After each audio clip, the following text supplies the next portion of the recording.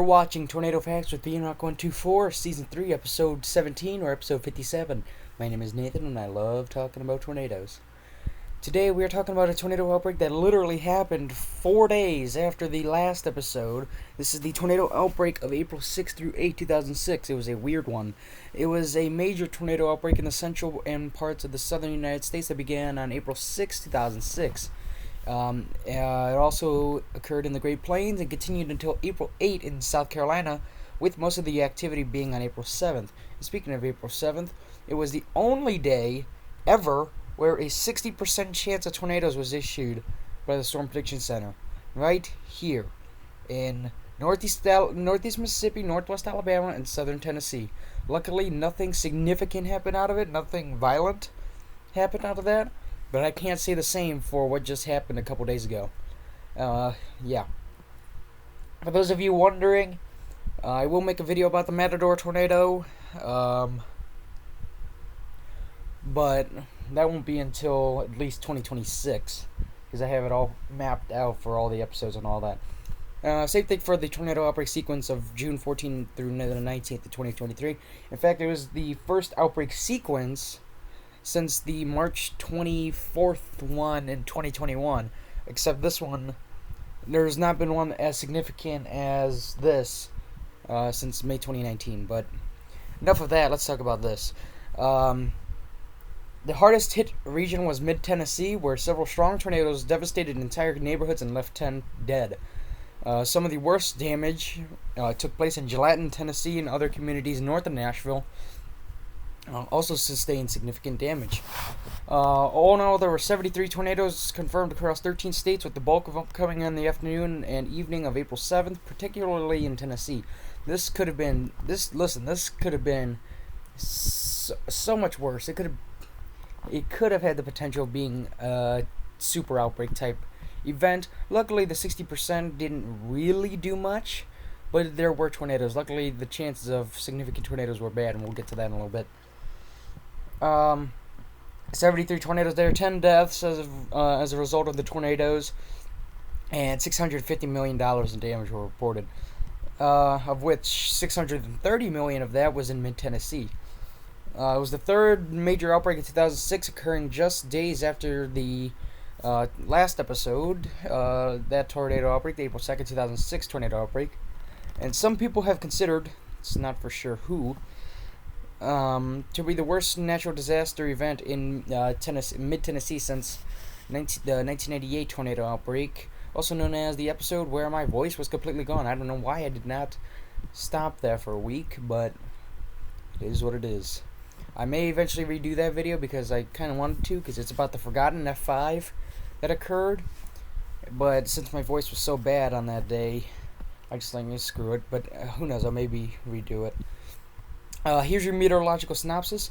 The outbreak was caused by a powerful low-pressure system over the Midwest that produced a powerful cold front which tracked eastward and across the south and combined with warm air from the Gulf of Mexico to form severe thunderstorms, with activity concentrated on April 7th. The National Weather Service's Storm Prediction Center issued a high risk of severe weather for both April 6th and April 7th, forecasting favorable conditions for extremely strong tornadoes on both days.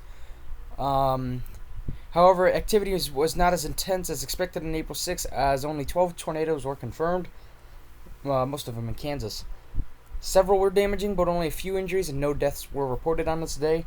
The reason for the relatively modest low level of activity was due to a more stable than expected air mass that day over the region, with lower dew points and less wind shear, despite the absence of a cap, which would have allowed a much larger outbreak to occur.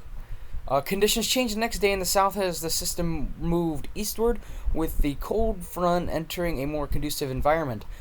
The increased wind shear combined with high temperatures and high humidity produced tornadoes beginning late that morning and continuing throughout the afternoon into the overnight hours. At the 2000, 20 hour, I forgot how you're supposed to say the military, 20Z, the Storm Prediction Center issued the highest possible risk for tornadoes, 60%. And I already showed you what that map looked like. It was this. By the day's end, a total of 48 tornadoes developed. Some of them caused significant damage and loss of life. The worst tornadoes hit mid-Tennessee, where 10 people were killed. In addition to the tornadoes, there were reports of large hail as large as softballs, powerful microbursts, and straight-line winds, and local flooding. Extensive damage was also reported in the northern suburbs of Atlanta on April 8, or in the early morning hours of April 8, where storms developed there overnight into the early morning hours. Atlanta, Georgia is going to come up pretty soon here in a few episodes. I probably don't need to mention why. Despite the lower risk of activity on April 8, severe weather continued in Alabama, South Carolina, and Georgia, mostly in the early morning hours, with another 13 tornadoes reported before the outbreak finally ended as the system moved offshore into the Atlantic. Over the 3-day period, like I said, 73 tornadoes were confirmed, though the high number of overall tornadoes disguises the fact that most of them were weak F0 to F1 tornadoes. And this is what it means.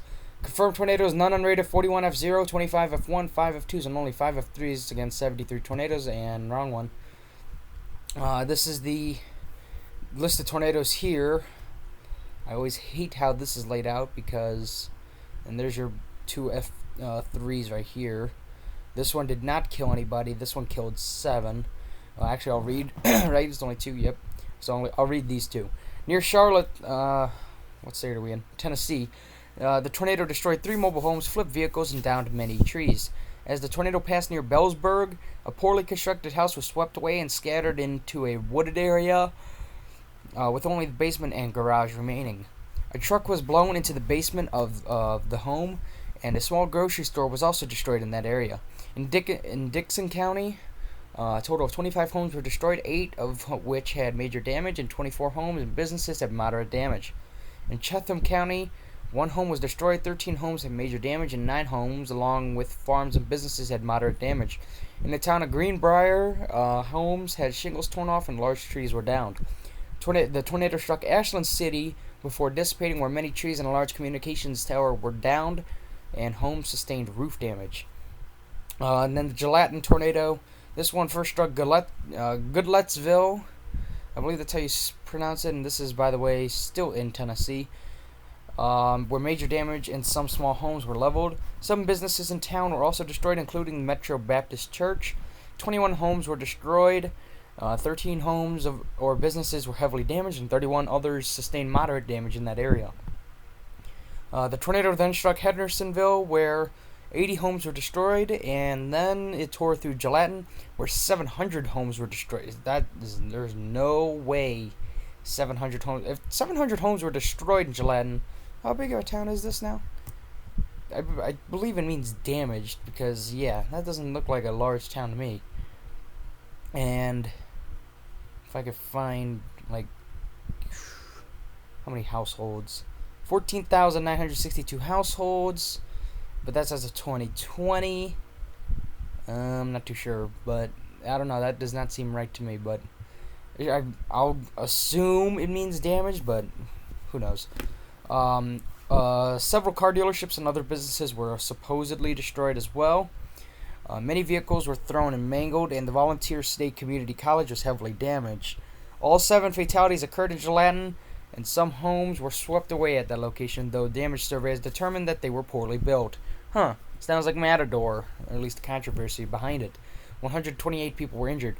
Supposedly, Matador had well-built homes, I think. If not, it was the other way around. They did not, but the tornado swept them way off their foundation, and this is pretty much what happened here. But I will not get into that, because that's an argument I do not want to get near. And I'm just scrolling through the rest of these here, and we're just about done. Yep, there it is, and that's it. No, it's not. On the night after the tornado hit Gallatin, there were many reports of looting in the devastated community. A nightly curfew was required to combat the looting and maintain order in the community. There were a total of 23 arrests made. The National Guard was called in after the tornado to help with security and the removal of excessive debris. It took 10 days for the Volunteer State Community College to reopen after the tornado hit, and the city of Hendersonville did not have tornado sirens at the time of the tornado, but the city installed some soon after the tornado. Yeah, I'd hope so. On September 26th, the Greater Nashville Regional Council awarded the authorities involved in the recovery, including the municipalities of Sumner County, the Marshall S. Stewart Memorial Award for outstanding intergovernmental cooperation after the tornado. The quick response by other local authorities, counties, and cities were congratulated. In October 8, 2006, an episode of Extreme Home Makeover Home Edition featured a family from Hendersonville that had their home being rebuilt after it was destroyed by the tornado. However, insurance issues plus personal injuries held back the recovery for many, and some neighborhoods have been slow to recover. Nonetheless, many homes in the area have been rebuilt. And here's some damage pictures from the tornadoes. This is near Nashville Pike in Gelatin. Also Gelatin. I